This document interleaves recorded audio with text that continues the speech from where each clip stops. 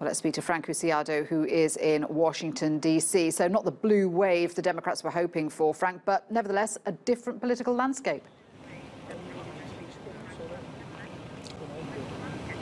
Yeah, for sure. Let's take a look at how some of the major American newspapers put their headlines this morning. Of course, we have the Washington Post, Democrats seize the House.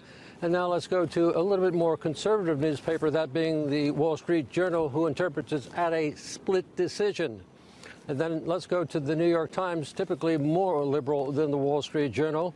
And the New York Times was basically saying that the Democrats have seized control of the House. So that is three different, slightly different interpretations of how the country is interpreting this election. But I think a lot of the people here that voted in the United States were worried about some basic things, such as health care and, of course, the economy. And we have a guest that's going to be very perfect to talk to about that. She is Joann Weiner. She is a professor of economics at George Washington University. Thank you for joining us here at TRT World. So much of the money that is spent in the United States goes through the House. So since the Democrats are controlling the House, how do you think this is going to affect the tax base? People accusing the Trump administration of only being there for the wealthy, tax cuts for the rich. How do you see this? Well, first of all, it's nice to be here in this beautiful Washington morning and waking up after the election. It's quite a different scenario than it was 2 years ago. When the Democrats lost everything in 2016, it meant they had little ability to set the agenda. Now, with taking over the House, as you mentioned, they can now set the agenda because they'll be in the majority. You ask about taxes. Tax bills all come out of the House Ways and Means Committee. That'll be taken over by Richard Neal of Massachusetts. So depending upon what the Democrats decide to do, they may decide to roll back some of the tax cuts for the wealthy. They're likely to focus on a middle and lower income tax cut, give more to the people who don't have as much as the people on the top. But being able to set the agenda is really going to change things in Washington from where it was 2 years ago. I think this also probably applies to how they spend their money abroad, foreign policy, foreign aid, because now the Democrats are taking control of the Foreign Affairs Committee. They will. And the interesting thing about foreign policy in America is that usually Democrats and Republicans are pretty much in agree on where to go. But we've seen that President Trump has, of course, changed a lot of what President Obama had done in terms of Iran and other areas. So it remains to be seen exactly how the Democrats will set foreign policy, the agenda. I think for a lot of older voters in this country, how the money is spent when it comes to health care is going to be very big when it comes to the presidential election in 2 years. Did you see anything that's reflective in this midterm elections?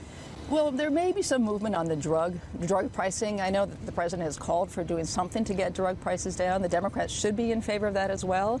But again, it's going to still be hard to get any kind of spending through because we have a gigantic budget deficit.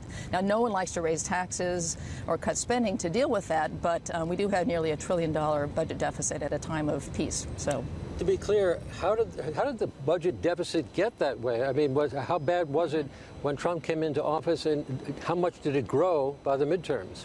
Well, a big part of what causes the budget deficit to grow is when you're in a recession, your receipts are going to be down and your spending is going to be up. That's what President Obama inherited 10 years ago.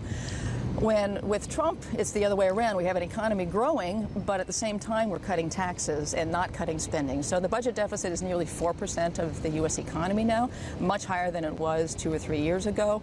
I don't see anyone doing much to reduce that budget deficit, partly because everyone wants to have their cake now and wait till later on to go on a diet. How do you see this in terms of globalization and the trade wars going on? A lot of dollars going back and forth and not going to be going back and forth. Yeah.